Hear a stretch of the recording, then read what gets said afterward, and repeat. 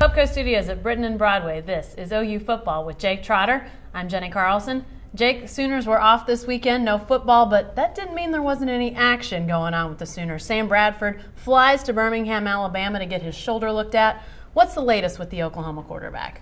Well, it's a wait and see. They got to see how he does in practice this week. There's been no indication that there's been any setback with his recovery from the third-degree shoulder separation.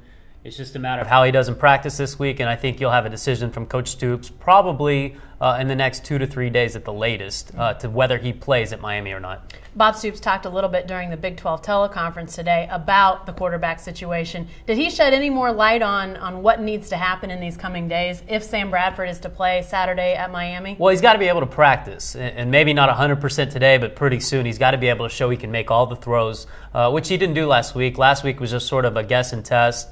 Just to see how his shoulder would react to some kind of workout with throwing the ball. So they're going to see how he does Monday, maybe Tuesday, and probably have a decision after that. One last thing about this. How much does it impact the game, whether Sam Bradford is the quarterback or Landry Jones is the quarterback come Saturday at Miami? Well, I think it has some impact. I think as far as the schemes, they're going to be the same. But whether they run the ball so many times versus pass it, I think a lot of that will have to do with who, not only who they play at quarterback, but who – how healthy, if Bradford plays, he is, how confident they feel about him, in the pocket. So there's going to be a lot of decisions to make from the offensive staff, Kevin Wilson and company. We know you'll be covering that. Stay with the best coverage team anywhere at newsok.com and every day in the Oklahoman.